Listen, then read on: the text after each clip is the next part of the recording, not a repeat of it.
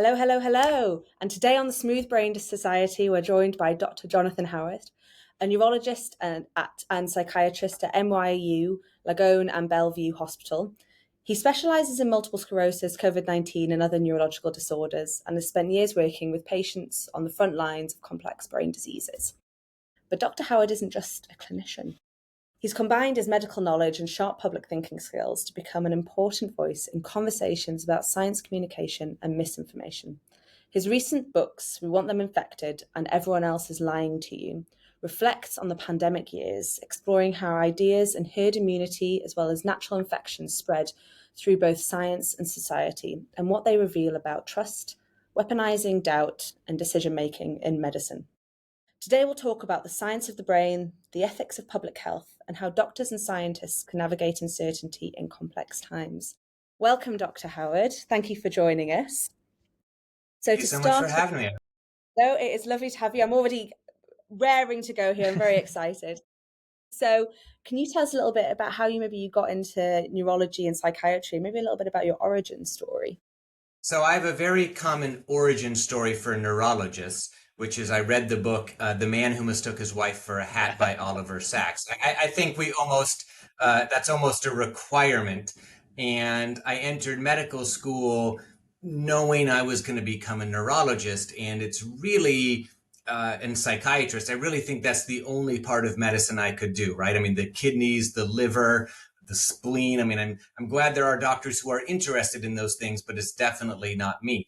And I was always interested in behavioral neurology for the most part, the aphasias, the neglect syndromes, some of the visual disturbances that people can have are just endlessly fascinating to me. So that's why I got interested in neurology and psychiatry, and that's what I do Monday through Friday and too many weekends, working at Bellevue Hospital and NYU, seeing anyone who walks in the door. Amazing. So, I mean, yeah, that book I think is just so worldwide. I think almost every neuroscientist, psychiatrist, psychologist I know, we all read, we're all told about it when we were 16, 17, if we're interested in psychology. And it's a great book. And see, Oliver Sacks was a real kind of like, I've heard of personality and fantastic scientist. Um, so did you go straight into medicine, or did you do a degree beforehand, or kind of what were the steps to where you kind of are today working at NYU? Yeah, Bellevue. so the way I think maybe in Europe some people enter medical school earlier than they do in the United States. Here we go through 4 years of college, and then most people take a little bit of time in between college and medical school to do something. So I actually worked in a lab at NYU and then went to medical school in the University of Southern California. So I traveled to Los Angeles for 4 years, and then I returned here to New York City to do my combined training in neurology and psychiatry, which is not too many people do that, but I think it's proven useful. It took me a couple of years longer than everyone else, but it's something that I'm very glad that I did. And I've written several non-best-selling neurology textbooks. I've written many non-best-selling books. Um, and in many ways, I'm a collector more than I am an author in both my writing in neurology and my writing on the COVID pandemic, which I'm sure we'll talk about. With neurology, I've written several books. I've one thing, my sort of big project was a neurology video textbook, which is obviously an entirely electronic book, where I aimed, with patients' permission, of course, to capture a lot of these findings that I'd only read about previously so that people could see them for themselves. I've also obsessively collect images. So I have an imaging library, MRIs and CTs of almost every single neurological disease. And I've written that up in another non-best-selling book.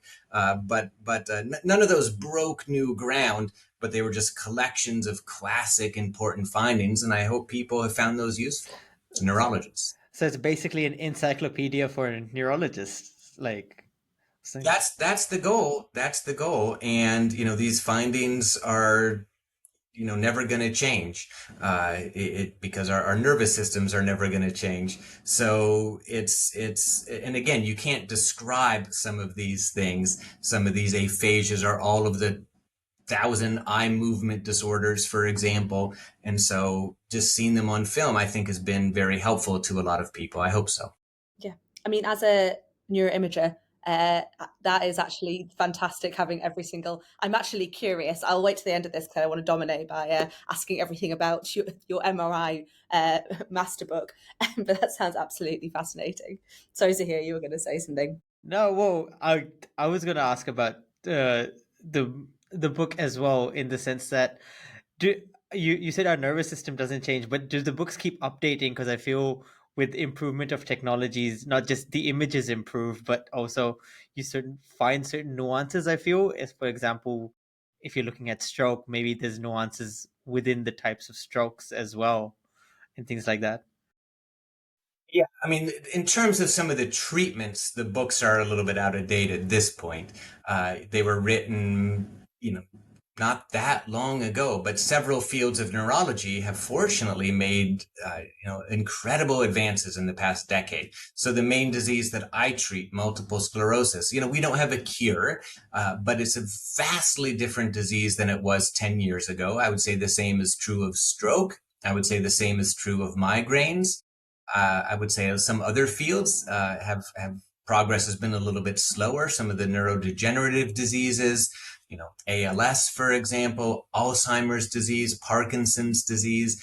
Progress is being made, but I don't think it's really quite to the point where we can say it's a massive game changer, unfortunately. So some of the treatment sections are out of date, which is good news, right? I hope that they continue to become more out of date as new treatments and discoveries become available. Really, we've just seen Huntington's, haven't we, come through with Yeah, yeah, yeah, exactly right.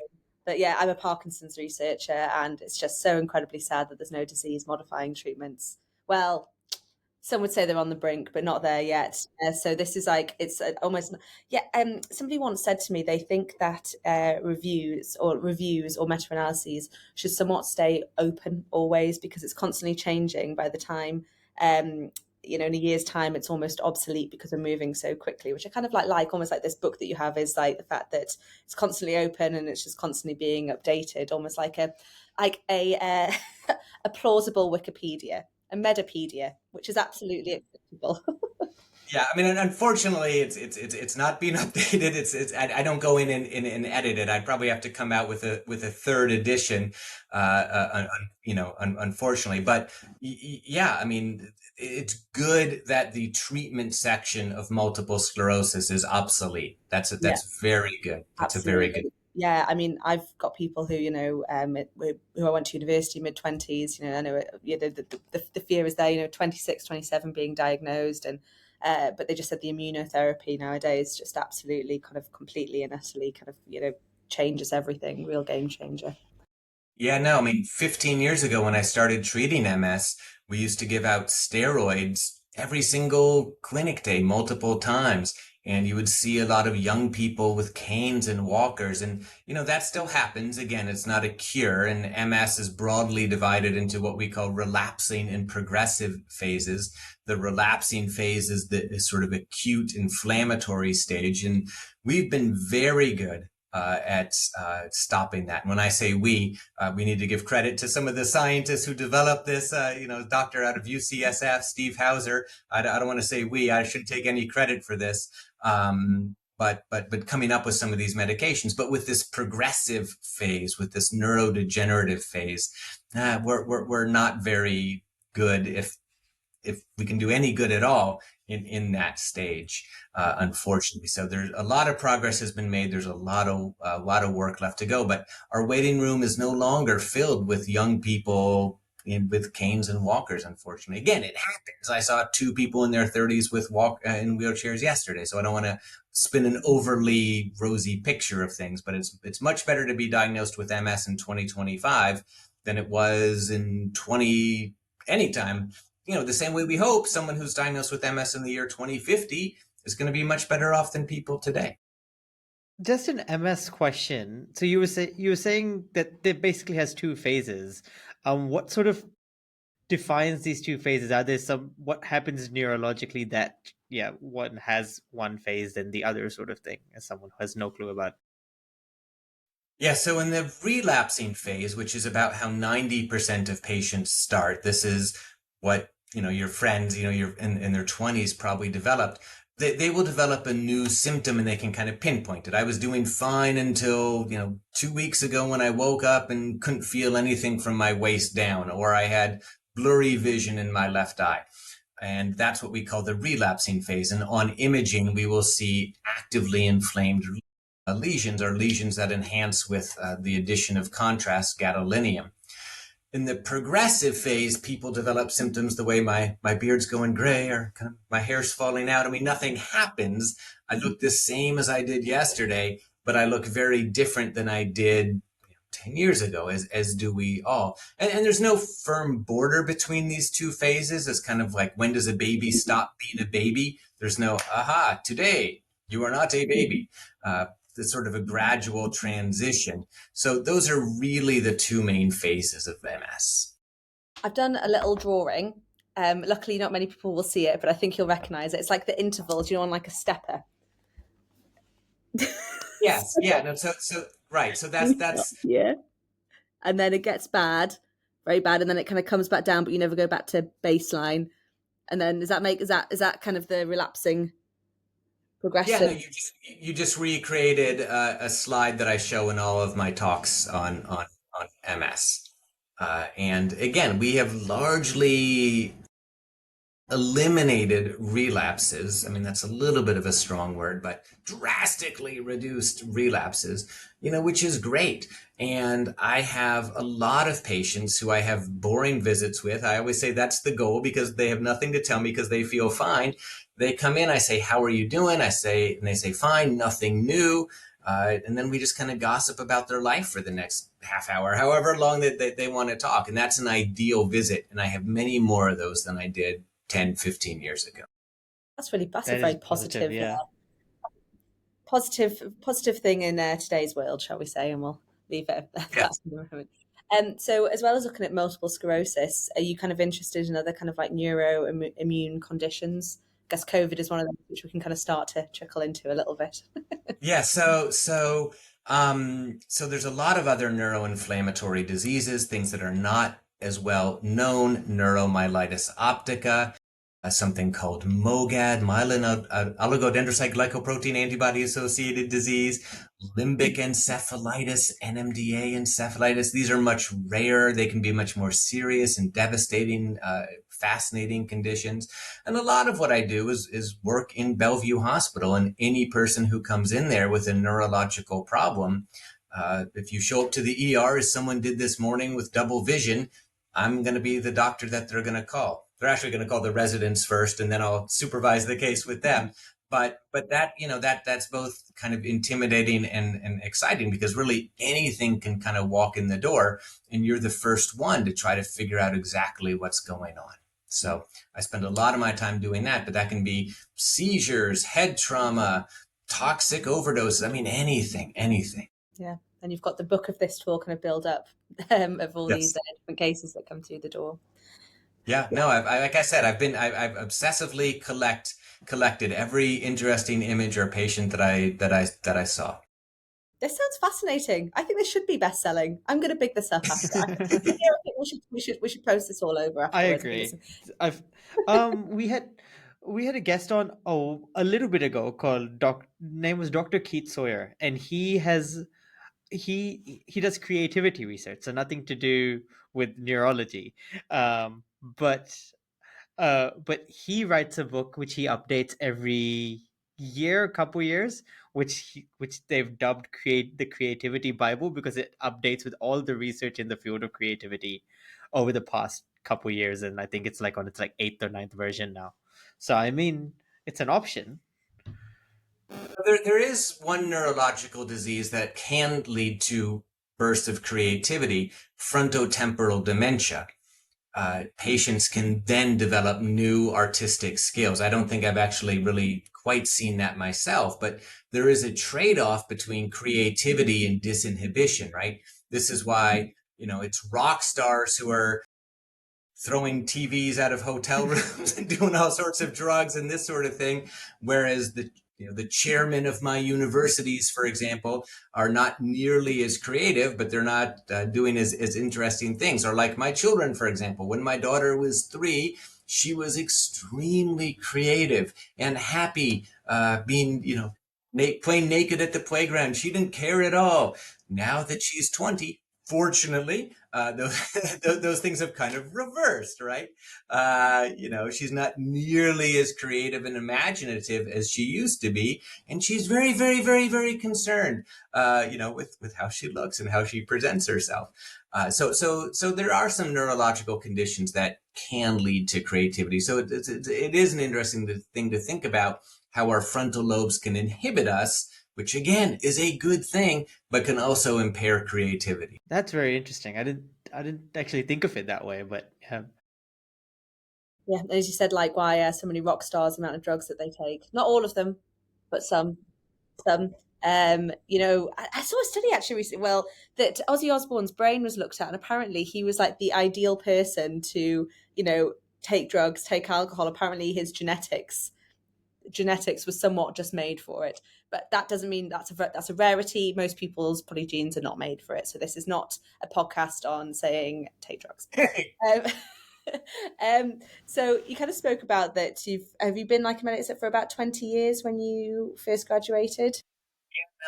I graduated medical school in 2003, so that's Yeah. kind of that's kind of when I started. Yeah. And you said, I know you mentioned about treatments being the biggest one that kind of constantly changes, but since starting, is there any other kind of like big changes that have been happening? Either it's technology, patient care, public awareness in those kind of past 22 years that you've particularly noticed? I think what's interesting is we've had new diseases discovered, which is, I think, relatively unique to neurology. The orthopedists aren't discovering any new bones anytime soon. Um, but in neurology, we have had some new diseases discovered, some of which I already mentioned to you. NMO, MOGAD, or NMDA receptor encephalitis in 2003, those conditions were recognized. They were considered sometimes different versions of MS, for example. No one would say that today. So I think that's a fascinating thing and something that's relatively unique to neurology, specifically neuroimmunology, for example. Other diseases have been reclassified and renamed. There's a bunch of diseases that don't exist anymore, not because we've cured them, unfortunately, but just because we've changed the name, for example. So people don't talk about Steele-Richardson-Olszewski syndrome, or I'm trying to think what some of the other names of those were, but we all call them multiple system atrophy now, which is sort of a evil version of Parkinson's disease. POS ones, they're nasty, aren't they? And PSP, yeah, just quite aggressive. Affects, as the name says, I think it affects basically your entire brain, doesn't it? Really, and yeah, get quite nasty. Towards the end, it does. Mm, Yeah. yeah, and why we need imaging to better understand, so we can do differential diagnosis on those, which I'm sure is in your lovely book. Um, and to the point you're saying, like, I didn't realize NMDA encephalitis was back in 2003, wasn't it? I think because that's what made its way to Hannibal, wasn't it? The main character has an MDA encephalitis in the first season, I think, and then I'm not sure I if don't there think was. I knew that. Yeah. I mean, so it was recognized. It was broadly called limbic encephalitis, but I don't think the NMDA receptor itself was recognized until 2006, I believe, when that was first discovered. And the spectrum of paraneoplastic diseases has expanded greatly, and all of these diseases go by these antibody names that are kind of impossible to remember. Some of them are named after patients' initials: anti-yo, ma, tri, la. Some of them are named after the receptor, which is all the ones that we've been talking about: MDA, AMPA, GABA, lig1 encephalitis, anti-ma. Yeah, so it's this sort of whole alphabet soup. And who knows? Maybe these things are much more common than we think. There have been some studies of testing patients who have been diagnosed with schizophrenia for some of these antibodies. And some people are reporting a high prevalence. So who knows? Maybe the treatment of schizophrenia in 10 years is going to be very similar to the treatment for MS in terms of trying to give patients a immunosuppressive disease. This is our immunosuppressive medications, rather. This is wild speculation on my part, but there might be a subset of patients who respond to those medications.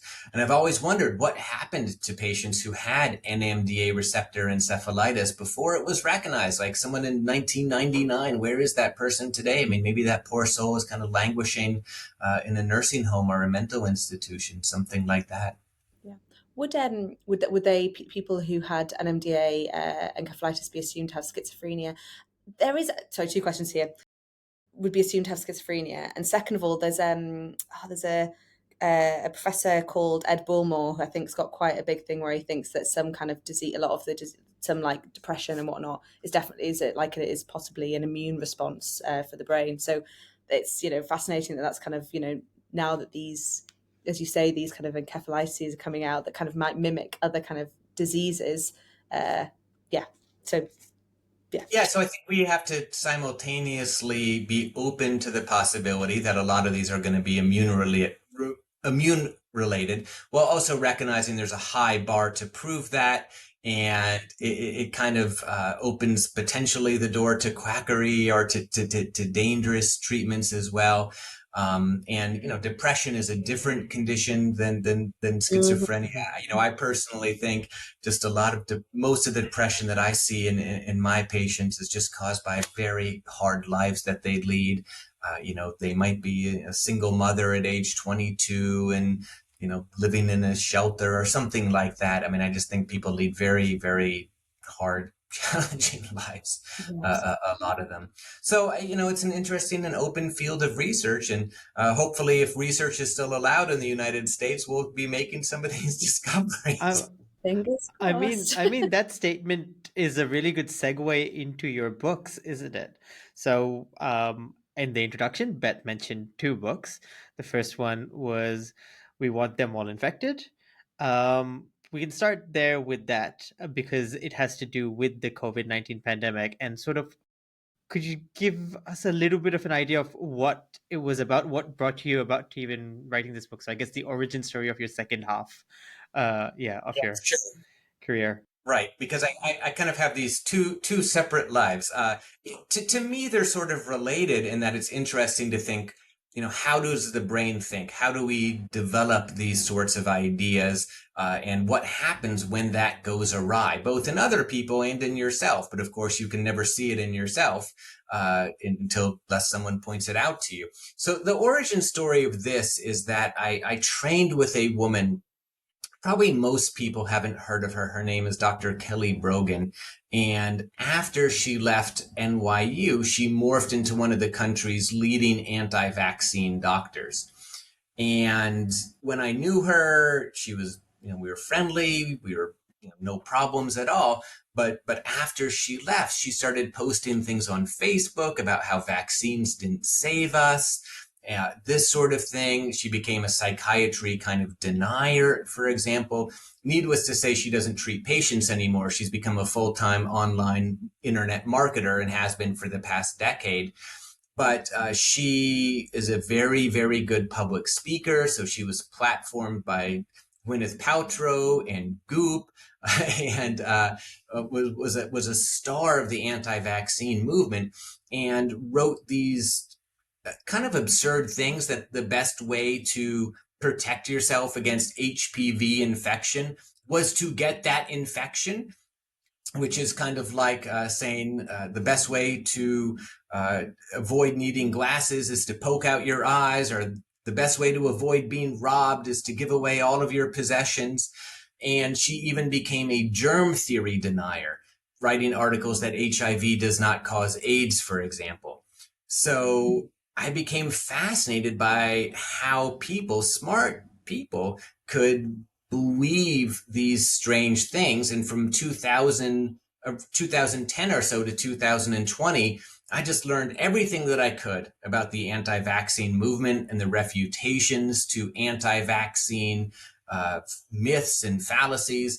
In 2018, for example, I co-wrote with Dorit Reese, who is a law professor here in the United States and the foremost expert on vaccine law and everything vaccine related, to be honest with you. And so we co-wrote a book chapter on the fallacies of the anti-vaccine movement. And so suffice it to say, I was very prepared when COVID arrived in 2020, at least for what the anti-vaccine movement was going to do. I got some things very wrong, which I'll tell you about. And then I've worked at Bellevue Hospital throughout the pandemic. Here in New York City, we only had it really bad in April and May of 2020. And I always describe my experience correctly by saying, I don't think that I did a lot. Like, I don't think that there's anyone out there who can say, Dr. Howard saved my life in April of 2020. But I saw a lot. I saw what this virus could do when it was allowed to spread unchecked. And I've read so many things about the pandemic where I think to myself, no one who saw what I saw would say that. For example, that COVID was harmless for young people, or that death was the only bad outcome, or that we could have just contained it somehow if only we had done nothing to stop it. So anyways, I didn't really write anything about COVID in 2020. But when vaccines started coming out in 2021, I noticed that all of the same myths that Kelly Brogan and all of the other anti-vaccine doctors had been repeating about, HPV or measles, for example, were being repurposed with COVID. The main difference was it wasn't just quacks. So, for example, Kelly Brogan was a pariah in the medical community, kind of like Andrew Wakefield, for example. I was going You to know, mention in a second, but carry on. Yeah. yeah, Yeah. yeah. But mainstream doctors started repeating her ideas with regards to COVID. I don't think that they knew that they were doing this, but speaking about the benefits of natural immunity, this sort of thing. But these doctors were again not quacks. They were at Harvard, they were at Stanford, they were at Johns Hopkins, they were at University of California, San Francisco, top medical schools. And those are all the doctors who are leading the charge here, or who are currently in power in the United States. The head of the NIH, the National Institutes of Health, the head of our Food and Drug Administration, and his sort of right-hand guy, or the new head of the Advisory Committee on Immunization Practices, which makes vaccine recommendations. And the title of my first book, We Want Them Infected, is to be taken very literally. That comes from a quote by Dr. Paul Alexander, who's actually kind of a bit player, but who was a epidemiologist in Trump administration 1.0, who said that on July 4th, 2020, before anyone was vaccinated. And this was this belief, which was also very influential in the UK with names like Sunitra Gupta, for example, if that rings a bell to you. That the best way to get rid of the virus was to spread the virus. That if we just kind of mass infected everyone under age 70, for example, that would create herd immunity and it would end the pandemic in 3 to 6 months. And this was obviously based on a lot of kind of flawed assumptions that one infection led to permanent immunity, that you could completely create this barrier between, first of all, that people could be dichotomized into vulnerable or not vulnerable. It's like you're pregnant or you're not. And that those two groups could just be totally and instantaneously walled off from each other for months at a time. And then after 3 to 6 months, you could reopen everything and everything would be just fine. Maybe some young people like you guys and maybe a little bit myself, we might have the sniffles for a few days, but then everything would be totally fine. And I noticed that, especially once vaccines came out, there was just this deluge of anti-vaccine disinformation. And I was so prepared to recognize it and to call it out. And then the second book, Everyone Else Is Lying to You, is about how these guys just weaponize doubt. They spread mistrust, they spread anger, they spread rage to elevate Kennedy into power. I mean, who is like Kelly Brogan, as I think you guys know, just this ultra kind of quack and germ theory denier, where he is taking a wrecking ball to everything. And it's just, the second book is a book of defeat. It's how medicine lost, and how we failed to stand up for ourselves, and how we failed to police ourselves. So it's a very depressing book. Both books are very depressing in ways that I'm not in real life, I hope. I think one thing which you pointed out at the very start is very important. I feel a lot of people kind of think of like anti-vaccine phenomenon as a very recent one, but you pointed out how you were doing this in 2010, and I can tell you from my own experience as a child that there were. So I grew up in New Zealand. New Zealand is one of the few countries where you do not need any vaccine requirements as a child to go to school or anything like that. I feel in the United States you have them, in India you do, and so on, so forth. So there was this whole thing around that back then when I was a child growing up in New Zealand as well. So anti-vaccine movements are not a new phenomenon, and I think it was very good that you sort of pointed that out. Um, and I guess, sorry. Even say that they go back to the dawn of vaccines. So if you read some anti-vaccine literature from 1700 or the 1800s, it exists, and it's the exact same thing. It's this idea that you're injecting impurities into your body, that you're depriving your immune system of something natural. The idea that doctors and policemen are just grabbing people off the street and forcing them to be vaccinated, for example. None of it's new. It all dates back, I would say, even precedes Edward Jenner, who came up with the first vaccine in 1790. He got this myth, or this idea, myth, that's a strike that word. He got this idea, as you probably know, from English farmers. And so the very first person I am aware of who vaccinated someone was this English farmer by the name of Benjamin Jesty, who vaccinated his children in like 1760 or 70, something like that. And then and he was reviled. The townspeople thought he was doing something horrible, but then a smallpox epidemic ripped through, and his children survived, and a lot didn't. So everything we're talking about is 200 years old, at least. It's absolutely wild. Do you think that there was a little bit of a lull, and do you think Andrew Wakefield, I know you mentioned it briefly, kind of like that was a real resurgence? 'Cause we all learn about, that. I'm sure you do in America as well. It was absolutely wild. Now, Andrew Wakefield is definitely the father of the anti-vaccine movement, that's for sure. I mean, there was an anti-vaccine movement here in the United States before him, for sure. In the 1980s, there was a movie called Vaccine Roulette, which claimed that the pertussis vaccine, caused regression and this sort of thing. But certainly Andrew Wakefield is not exactly patient zero then, but I guess, the founding father of the modern anti-vaccine movement. And he's taking victory laps today. He is celebrating everything that Kennedy is doing and saying, finally, I'm being vindicated. My ideas are right. And again, that all happened thanks to these famous doctors from Stanford, Harvard, UCSF, and Johns Hopkins, who, I should add, maybe with one exception, didn't treat COVID patients. They spent the entire pandemic doing what I am doing now, staring into a camera, podcasting. And the one core difference is, while I talked about what I did, right? I talked a little bit about my experience seeing patients at Bellevue Hospital. They talked about what they would do. So they said things like, I would open schools. I would protect the vulnerable. And they treated these hypothetical accomplishments as genuine accomplishments. And they were treated that way, as if merely saying, I would open schools, I would do this or that, was equivalent to actually doing that. But we're seeing now that they're in power, they can't even run a meeting without embarrassing themselves.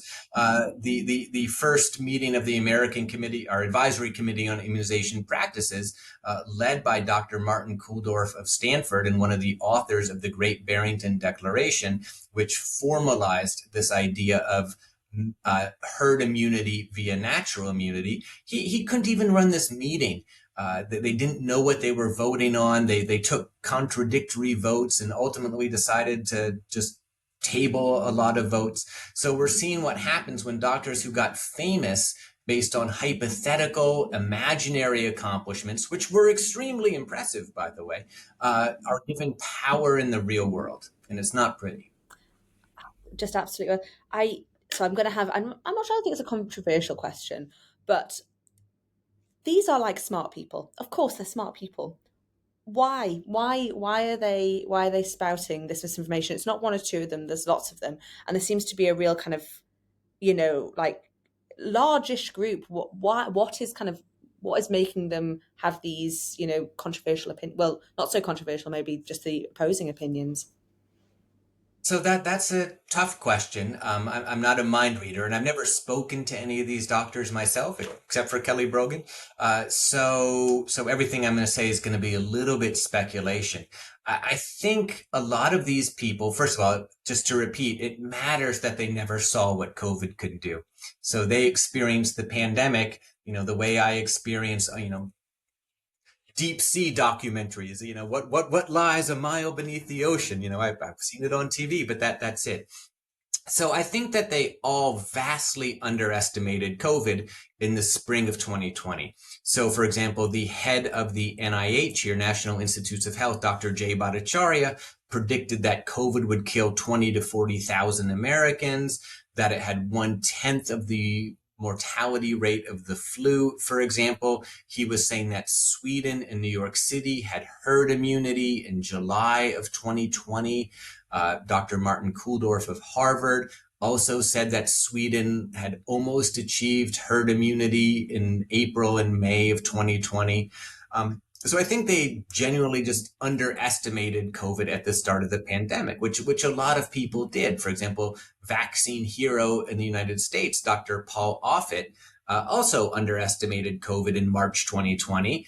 And by April 2020 was admitting that, saying, I got this wrong.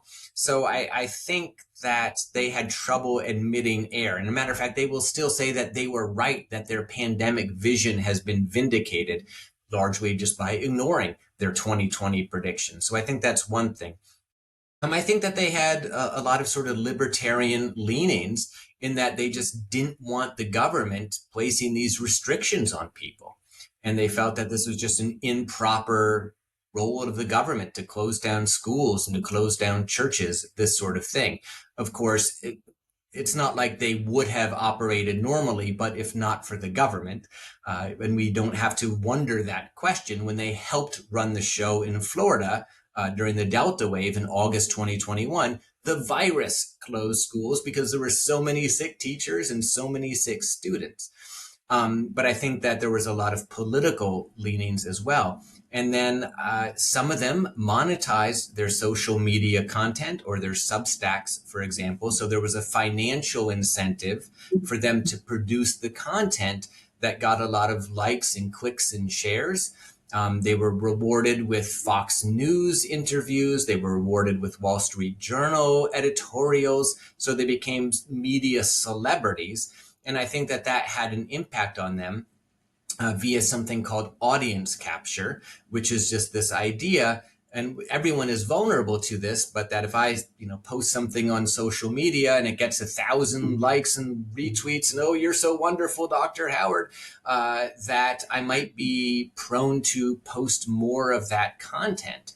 And if you looked at the social media feeds of these guys in 2023 and 2024, actually anytime, and they had eliminated anyone who might contradict them, but it was just full of this sort of vile revenge fantasies. These people need to be in jail, we need to lock them up, we never need to lock down ever again, it was the greatest catastrophe in the history of the world. So I think for some of them, if you had told them in 2020 that 5 years from now, you are going to be standing next to RFK Jr. as he lies about the measles vaccine, they would have probably reacted with horror.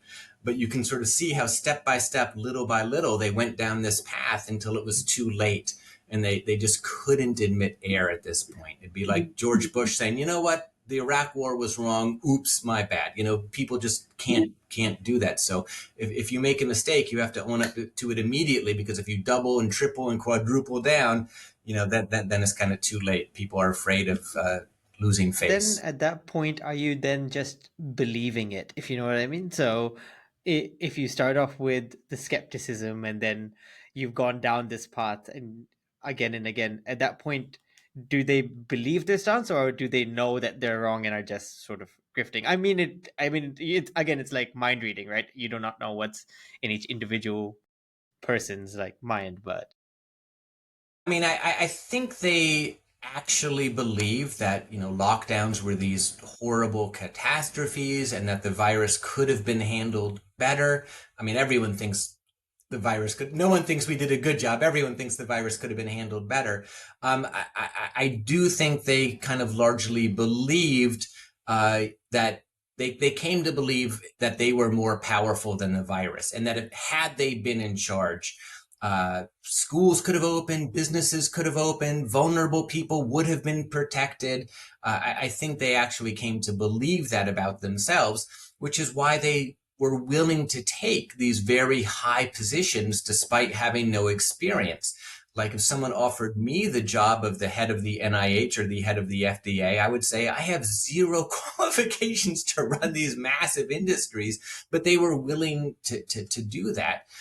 Where again, they are, proving themselves to be totally incompetent managers. If you read what employees of those institutions are saying, they are loathed and they are treated as jokes. So I think they did come to believe that they kind of had figured out COVID, and they had solved the problem. And if only they were in charge, everything would have been just fine. But that's not the case. These guys were also backed up by very powerful right wing financial interest in various ways that. A journalist by the name of Walker Bragman has done a wonderful job of uncovering. For example, the Great Barrington Declaration. I assume you guys have heard of this because it was relatively influential in the UK as well. But just I'll give a very quick introduction. This was a one-page online petition, basically, which was written in Great Barrington, Massachusetts, on October 4th, 2020, by names I've already mentioned: Dr. Jay Bhattacharya, Dr. Martin Kulldorff, and from the UK at Oxford, Sunitra Gupta, an epidemiologist. And essentially, it formalized this plan of herd immunity via mass immunity. They claimed, if you actually read it, that it would end the pandemic in 3 to 6 months. When they talk about the Great Barrington Declaration today, there's a lot of revisionist history. They will say, we just wanted poor kids in schools. We just, didn't think that toddlers should wear masks. We were just so concerned about education and, small business owners, for example. But if you actually read it, it's all about herd immunity via natural immunity. But anyways, this was organized by a man by the name of Jeffrey Tucker, who at the time was running or head of something called AIR, which I think stands for American Enterprise Economic Research Forum, something like that, but one of these kind of right-wing think tanks. And he is a pro-tobacco advocate. He is an overt child labor advocate. He wrote articles in 2016 called "Let the Kids Work," which is exactly what it sounds like. It gosh. sounds like I'm making something up, and he remains proud of that. So there were a lot of sort of business interests involved in this as well, who didn't want anything closed down for lockdowns. And of course, a lot of right-wing MAGA politicians. So it was this complete and unfortunate blending of medicine and politics and medicine and business. And that's what I write about in the second.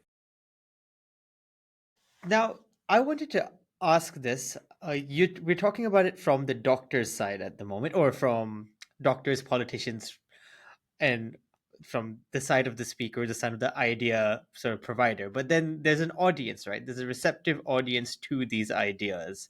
There's a receptive audience to to any of these for it to have worked. Um, what do you think was sort of the factors of that. So I can sort of give an example of like, for example, a reason for people not trusting the government or not trusting sort of the line coming out of politicians for various reasons for mistrust. I've famously, I guess, in Pakistan, in the pursuit of catching Osama bin Laden, people were given false vaccinations. I'm pretty sure, or false blood tests or something like that, which heavily affected their vaccine uptake rate in Pakistan. Or are sort of these factors also at play here in the US? Sure. I mean, they had to have a ripe audience in order to make their message stick. So my job here is not to defend everything that modern medicine does and say that we are perfect and blameless. There have been horror shows here in the United States. You know, the most famous, of course, being the Tuskegee experiments, which just ended, I think, in the 1970s, where penicillin was held from black men sharecroppers who had syphilis, and it led to hundreds of deaths and the spread of the disease. I mean, truly, murder done under the name of medicine. There have been scandals involving pharmaceutical companies and doctors who take money from pharmaceutical companies, for example.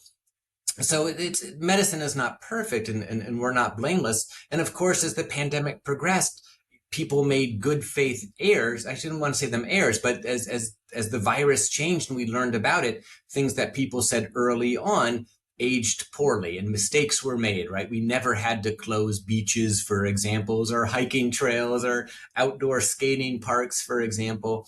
And then people like Kelly Brogan, who I mentioned before, and Kennedy had really laid the groundwork for these guys to just take advantage of the mistrust that was already there. And that's what they did. They repeatedly said, all public health officials are lying to you. They just want to close down society. They're only doing these mitigations because they want to punish Trump. And they were not shy about this. Dr. Vinay Prasad, for example, who is now the number 2 guy probably at the FDA, made podcasts called Stop Trusting Public Health. So this was not some message that was kind of simmering beneath the surface. They actively encouraged mistrust and doubt, and it worked. And a lot of the rage about COVID mitigations, which they manufactured, is now being used as a pretense to destroy the CDC, to destroy the FDA. That is the idea that the people who unleashed COVID on us deserve to be punished. They also blame, Fauci and Francis Collins, the former head of the NIH, for creating the virus. So they kind of took these very two paradoxical purposes of, you guys unleashed this horrible, terrible virus on us, and you also tried to contain it. But it was all just about spreading doubt, spreading mistrust, and they were extremely effective in that, unfortunately. As you just said before, weaponizing doubt, isn't it? Is when people are scared. But it seems like to me you've kind of said 3 main kind of reasons here. I mean, the first thing to say is, like, as a good scientist would learn, and maybe it's the same as a good doctor to it is, and at a certain extent, is when you realize you're wrong, you say you're wrong, and then you move on. And that's how, we have experiments and research, and, how we kind of, like, our knowledge can't always be right, but we have to admit it, which you've kind of saying, like, a lot of people are very happy to do, other people less happy to do, they double, triple down. The second thing seems to be that science has been politicized, which seems to be another really big issue. And then third of all, even when scientists go head to head, they've had scenarios in their head, well, I would have done this, but you can't prove that would have actually worked. So this is kind of like all these problems are things that maybe aren't provable. And maybe the 3 of them all combined is kind of what seems to have been caused this absolute kind of like chaos within, like, miscommunication, especially on the vaccines and stuff. Do you think that's fair to say? Yes, I think that's fair to say. I would just add, except for that third thing about what would have happened. At least a lot of these people do have a real world track record. Again, just to repeat, specifically in Florida during the Delta wave, where they advised the governor of Ron DeSantis, and August 2021, the Delta wave just destroyed the state. It closed schools, it decimated nursing homes. Young people weren't spared. I think around 30 children died in Florida during the Delta wave, and 70 children or so were going to the hospital every single day. So they do have a real world track record, one of failure. They promised that they would be able to achieve herd immunity in 3 to 6 months. And obviously, we don't have herd immunity to COVID today. And they also just botched basic facts all the time, all the time. Perhaps the simplest example is that they would say things like that the flu is deadlier for children than COVID. Okay. And they made these statements at a time when COVID had killed around 1,000 American children. And during that same time period, fewer than 20 had died of the flu. So mitigation measures that dented COVID obliterated the flu. Apparently, there's a flu strain which was wiped off the face of the planet. But if you listen to their statements from 2020 and 2021, they would say the flu was a more dangerous virus. So just blatant, absurd disinformation. That's what I discuss actually in both books, but primarily We Want Them Infected. Just botching basic facts or treating vaccine side effects as a fate worse than death. For example, as I imagine most people know, the mRNA vaccines, especially when they were initially given 2 doses 6 weeks apart or so, can cause myocarditis, heart inflammation, primarily in males aged 12 to 25 or so. It's rare, probably about 1 in 10,000 people. It doesn't even seem to be happening today. 99% of the cases are mild. I don't want to minimize it, but most of the young men affected spent a couple days in the hospital and left feeling fine. But they treated the side effect as a fate worse than death. So when talking about death from COVID, they would say, for young people at least, it's rare, this sort of thing. But when talking about this vaccine myocarditis, it was just this catastrophe of epic proportions. And we are seeing the real world consequences of this now with our FDA's attempts to limit the COVID vaccine for even pregnant women based on the side effect of vaccine myocarditis. Or they weaponized medical research, for example. When they didn't want something to be true, they would say, you need to study this in a randomized, double-blind, placebo-controlled trial. So they would say that about all mitigation measures, which is a ridiculous sort of thing to say that everything can be studied in a randomized controlled trial, and you shouldn't do it until it has actually proven itself in a randomized controlled trial. And now that they're in power, they're not doing any randomized controlled trials. That's for sure. They're cutting off funding for them. So they had so many techniques to sort of spread doubt, but the ground had been laid by all the people who I had been studying and writing about from 2010 to 2020. So, just to be clear, they did not do a randomized double-blind control trial about Tylenol and autism? They did not. Okay. I was just wondering where they got that one from. I mean, Yeah. yeah, sorry, carry on.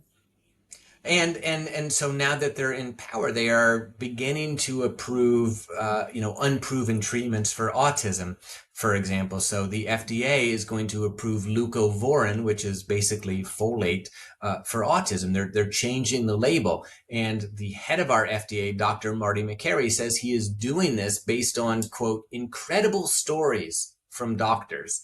So when he wants something to be true, he will say incredible stories suffice. When he doesn't want something to be true, like he does not want the COVID vaccine to be beneficial for young people, he will say, we have to start from scratch. We have to start totally over and do new randomized controlled trials. And let me be clear, I'm not against randomized controlled trials. As a matter of fact, aside from working at Bellevue throughout the pandemic, the thing that I'm most proud about is that I was in a randomized controlled trial. So I was a guinea pig. I volunteered to be part of the AstraZeneca randomized controlled trial. So I think I have done more to advance actual randomized controlled trials than any of the doctors I write about. It was a very small contribution, but a real one.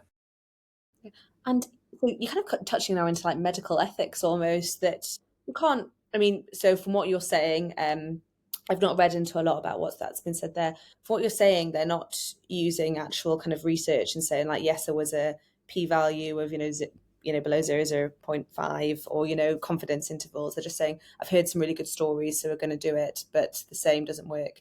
The vice versa. Does that something that needs to be brought more into medical education, or how can that how can we better help generations to come with that? Yeah, that's a good question. I think um, I don't know how you can teach people to behave well. I don't know if you can kind of teach good behavior. I do think one thing that needs to be done is medicine needs to do a better job of kind of policing our own. I've already alluded to that, but a lot of doctors reacted to these guys' absurd and obviously false statements that we had herd immunity in May of 2021, or that one COVID infection led to decades of immunity, something that was obviously unknowable when the virus was brand new. I think we need to do a better job of pushing back against that. I think there's this sense that it's inappropriate to really contradict our peers in public. For example, the number of times other doctors told me, your tone isn't nice, you're not being friendly. That was a lot of the sort of feedback that I got without ever trying to engage in any of the content, for example. And I think a lot of people have woken up, even though it's now too late. For example, here in the United States, we're basically kind of seeing a public health secession, where the blue states, the Democratic states, California, New York, Massachusetts, are going to be forming their own vaccine policy independent of the national government, independent of the CDC. And then states like Florida are going to do their own kind of crazy things. So I think in a lot of medical societies, like the American Academy of Pediatrics or American College of Obstetricians and Gynecologists, are forming their own independent vaccine recommendations. And I approve of all of this. I think this is great. I just think it's 2 or 3 years too late. So I know because you've kind of got some like very strong opinions, and also I know you're obviously a doctor, and obviously you very publicly speak out about this. Have you experienced much kind of pushback, or how do you kind of balance the two together? Yeah, so I have experienced a decent amount of pushback from the doctors who I write about. A lot of them ignored me, which is their total right. Like, no one owes me a response. Of the responses that I got from them, it was literally just calling me names. Inane, unhinged, a schmuck, a grifter. The fact that I wrote a book was used as evidence that the book was no good because it's for sale, which of course invalidates every single book ever in existence. But I think that they stopped pushing back because much of my work, and this kind of links to the neurology video book.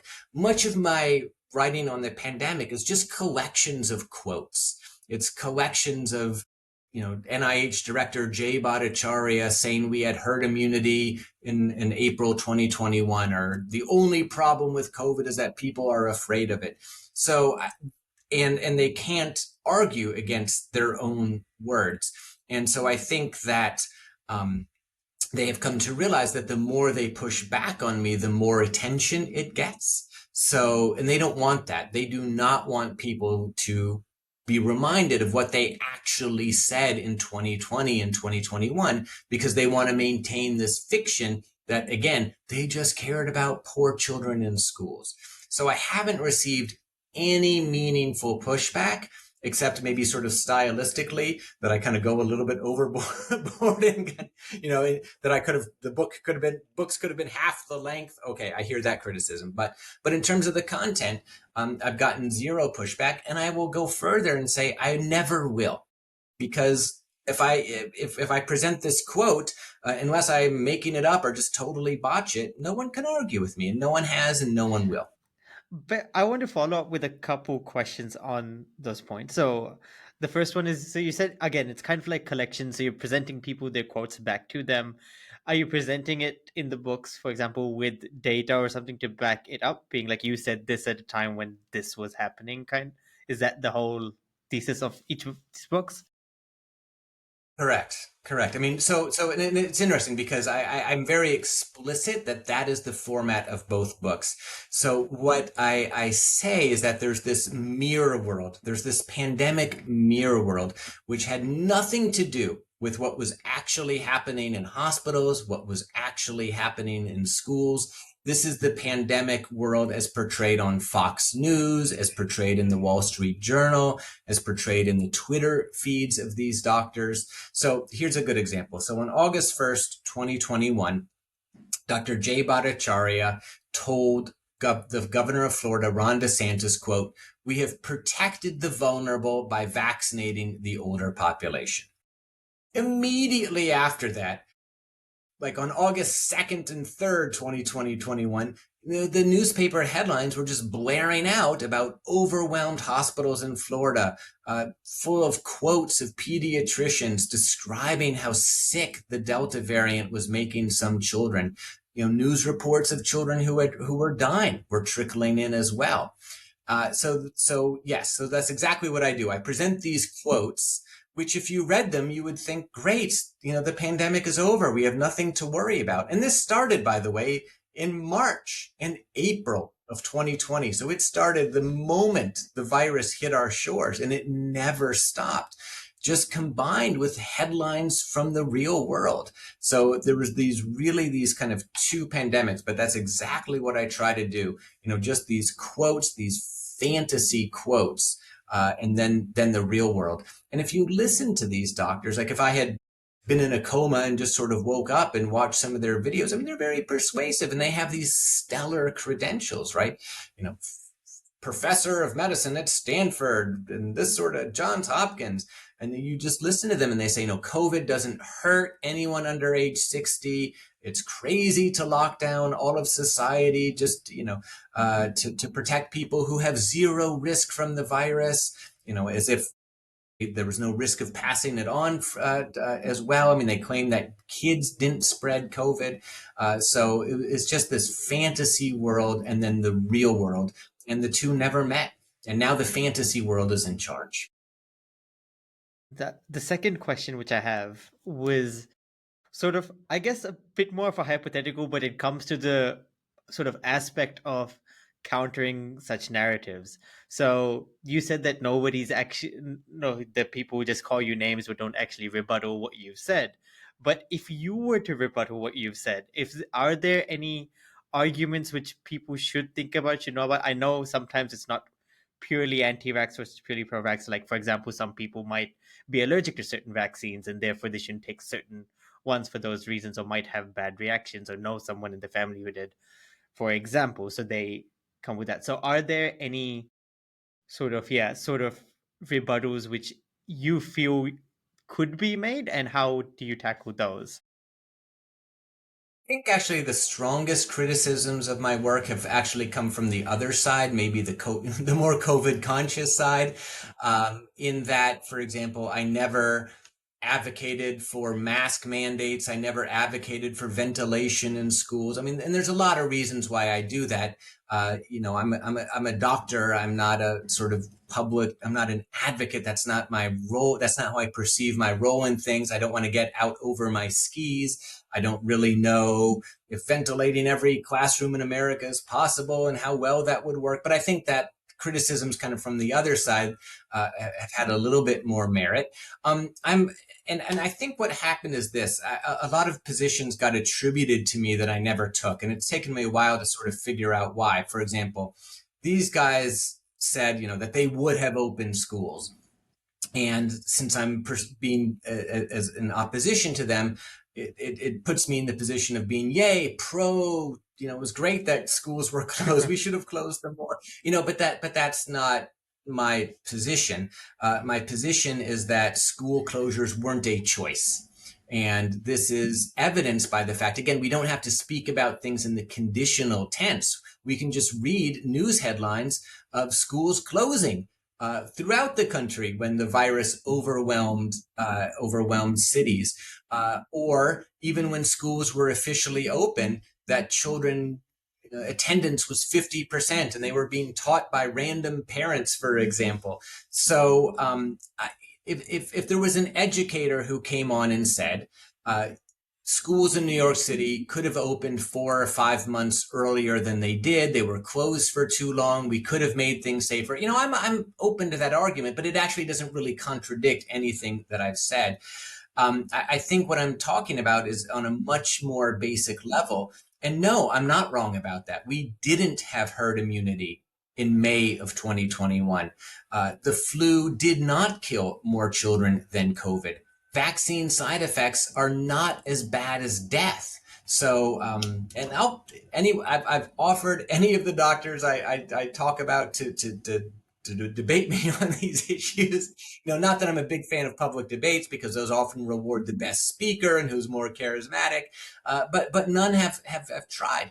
In addition to my books, I've written about 250 articles on science-based medicine, so anyone can read those for free.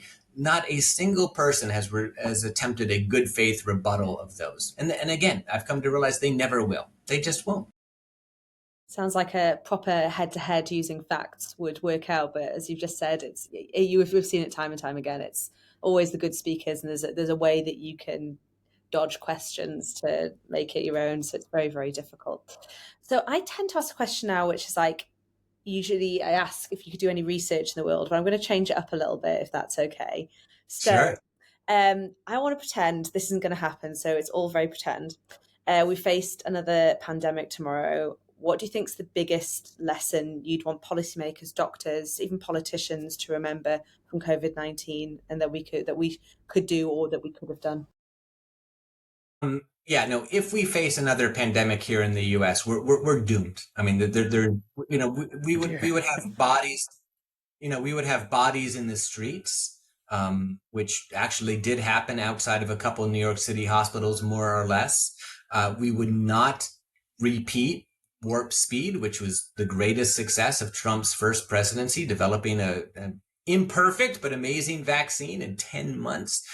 So we're doomed. I think the biggest lesson for future public health leaders and future leaders in medicine is we need to not tolerate misinformation and disinformation. And again, it can be hard to figure out what that is.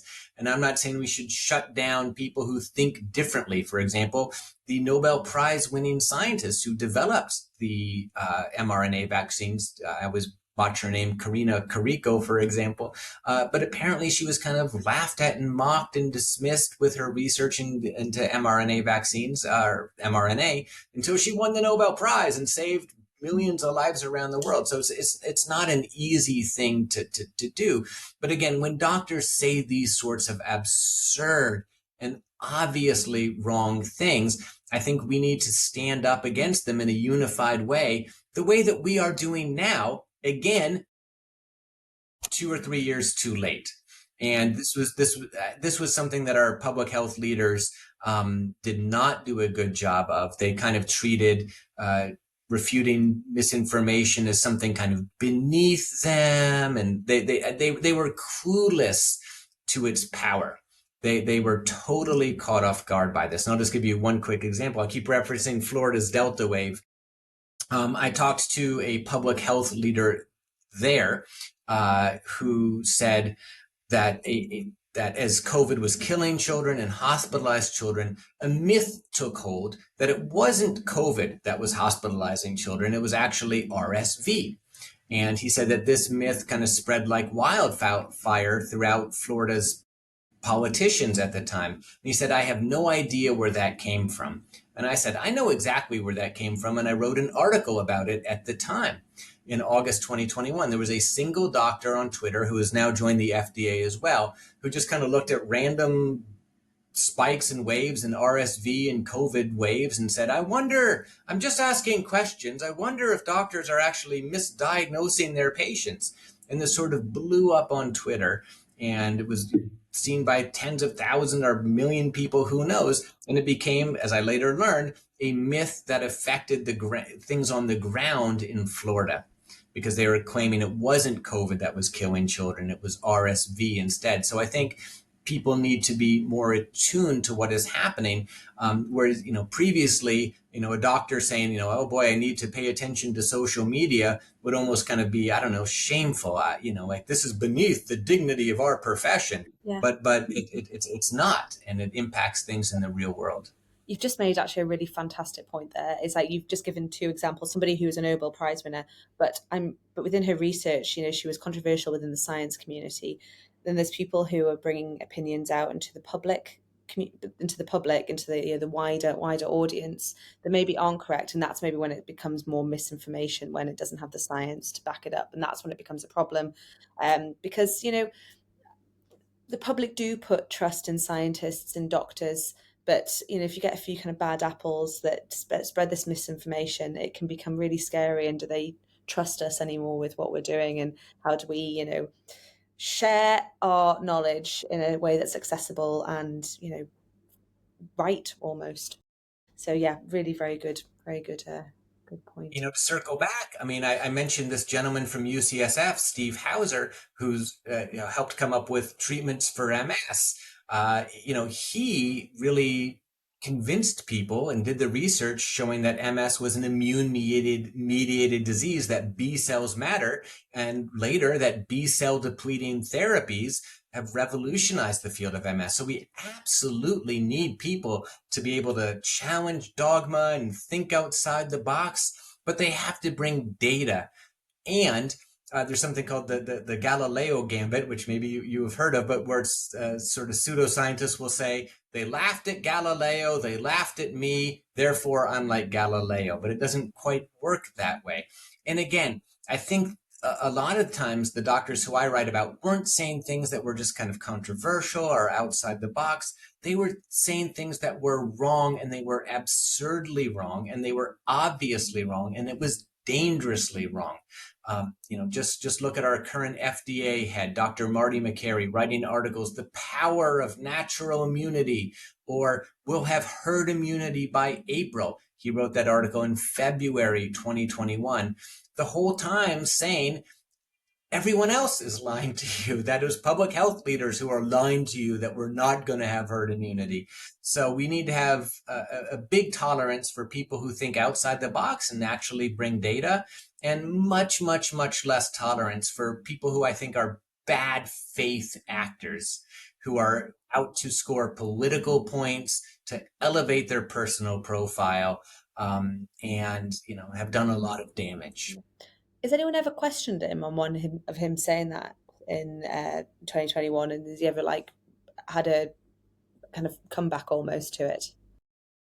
I've never seen him go on a spot where someone might ask him those hard questions, unfortunately.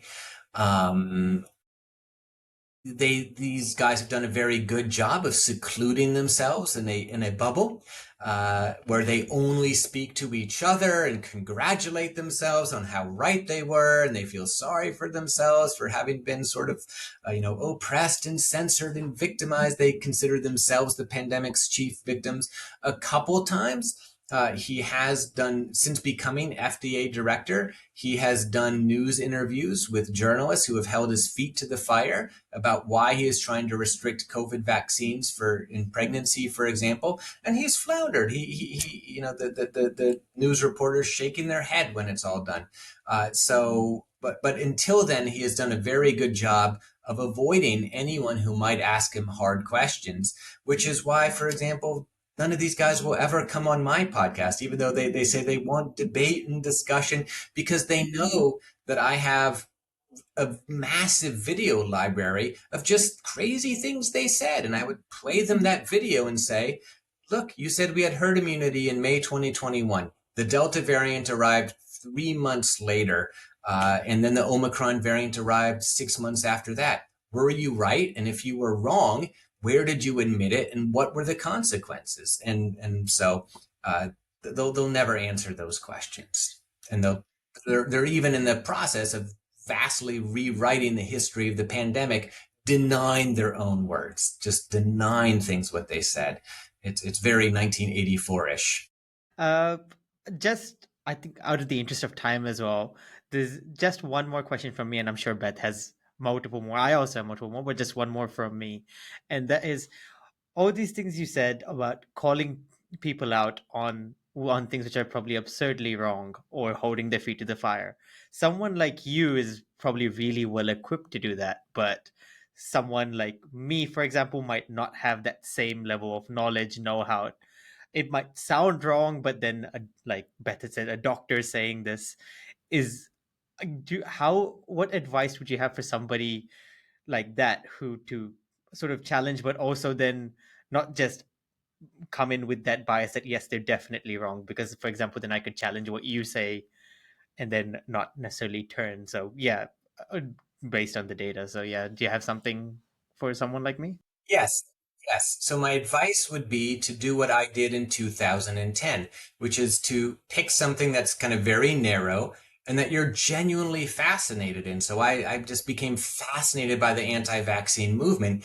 It was pure luck or misfortune that it became super relevant with a pandemic. I obviously didn't predict that, but there's dozens of other medical misinformation that I don't push back on, abortion, drug policy, cancer quack treatments, for example, just because I don't really feel I have the expertise and other doctors do it much better. So I would advise people who are interested in this to pick one thing that they care passionately about and really sort of dedicate themselves to that. So certainly when I say that the medical community has to do a better job of pushing back on disinformation, it's not just with regards to vaccines. It's with regards to everything.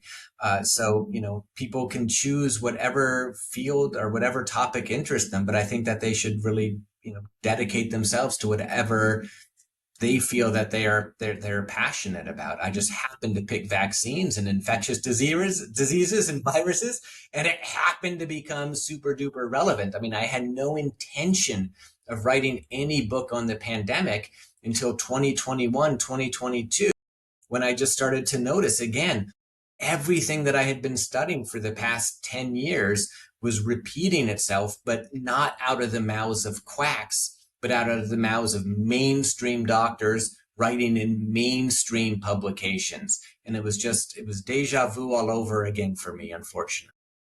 Yeah. It's I was speaking to a friend recently about he dedicates himself to like a kind of he's from Venezuela and he dedicates himself to the political cause going on there and all the troubles that they're having. And he says like, he says like, you can't have lots of fingers in all pies. And I was like, yes, you need to put your whole fist into a pie, and that's how you mess things up, and that's how you kind of get, which is basically what you're saying. So I'm just putting it into an analogy that you want to focus all your energy on that single pie, and then you can basically then you're kind of really disrupting when things kind of go particularly wrong. Um, I've got a couple more very brief questions, if that's okay, just kind of ones to end off with. I think quite a good one might be is what do you think is the biggest force driving the anti-science kind of miscommunication movement? Because we've already said the two sides are just probably not going to hash it out and talk about it. That seems like the plausible way to do it, but it's just not happening. So what's the biggest driving force that might need to be targeted, do you think? Just distrust. So medicine has to do a lot of work to win back trust. To try to fix things that we have done genuinely wrong. I mean, some of the opioid scandals, here in the United States, for example. We need to, and I think we've done, some work there, but to fix the problems that are real, but also to push back on the problems that have been fabricated, this manufactured rage and doubt. But it's going to be a decades long project, and because human psychology doesn't change, so it's going to be a constant process. And things are probably going to get a lot worse before they get better. And this might be one of those things that the United States never recovers from. There are historical precedents for this. The most famous being Lyshenkoism in the Soviet Union under Stalin, where that this kind of quack scientist thought he knew how to breed crops, for example, using Marxist principles, and had all the geneticists shipped off to Siberia and executed because genes were associated with Nazis, for example. And the Soviet Union, millions died of famine, and they never really recovered. And, we may be facing a moment like that, unfortunately, hopefully not quite that dramatic here in the United States, but scientists are leaving. mRNA research is being canceled. Vaccine research is being canceled. All sorts of research is being canceled. Words are being banned. And, it's a scary time to be alive. I don't have solutions to the problem. I'm just here to document how we got here. Yeah, and I think identifying the problem, as you just said, is one of the biggest things. Then there can be solutions can be start to thought about, which distrust in the kind of medical community is a big one. So okay, that's what we need to work on, folks. Yeah. And again, I think my own profession did a very poor job of holding bad actors to account, which is something that's seen in every field. Bad cops protect, or get protected, or, priests and sexual abuse. I don't mean to liken it to those horrors, but just to sort of say that there's a precedent for professions kind of shielding their own and shielding themselves. And all of the doctors I write about, again, did a very good job of this, kind of weaponizing, their victimhood. It was impossible to disagree with them without being accused of writing a hit piece or slurs or slanders.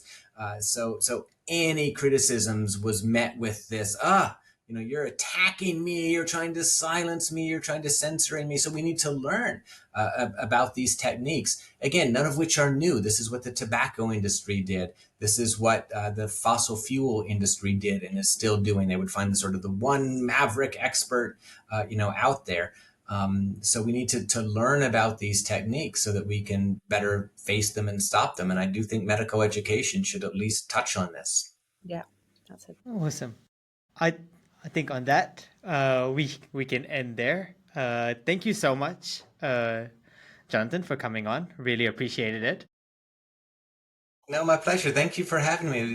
Great questions, and I love how we talk about the neurology and tie this all into the brain and how people think, which is really actually all I'm interested in. Yeah, it's been absolutely fascinating, and it's so interesting to hear kind of the climate in the US. Maybe don't hear about it in the UK, and to get different perspectives. But also, you see some parallels as well throughout. Like, it's so far away, yet some things you see. I remember seeing a lot of this in New Zealand as well at the time, and even today. So yeah. Yeah. No, and I do touch. I don't mean to open up a whole new topic, but I do touch on the UK. The same forces were there. With Sunitra Gupta and Boris Johnson, and some of the letters that were written advising against mitigation measures in the fall of 2020. And so the same story played out in many different countries with the same forces, the same actors, the same right-wing dark money. On that dark note, the time the links to English anti-vax movement. But yeah, we would love to have you back on in the future as well to talk more. Maybe there's a third book coming out as well. Hopefully, a more positive one. The third book is going to be about what's going to happen in the next 3.5 years, and so it's not going to be. But listen, I'd love to be back on, and hopefully we'll be more positive, and hopefully my personality is a little bit sort of more positive and upbeat than some of my writing, which is very, very dark and sad. And people find it hard to read without throwing against the wall, which is the nicest feedback I ever get. Well, the good thing about a podcast is you can't throw it against a wall, can you? Unless you're going to get my laptop, I think I would be in trouble for that. That's probably not what you want. No. Thank you so much for having me. I appreciate all the great questions. And thank you so much for coming. And take care, everybody. Thank you so much for listening. Till next time. Bye bye. Bye.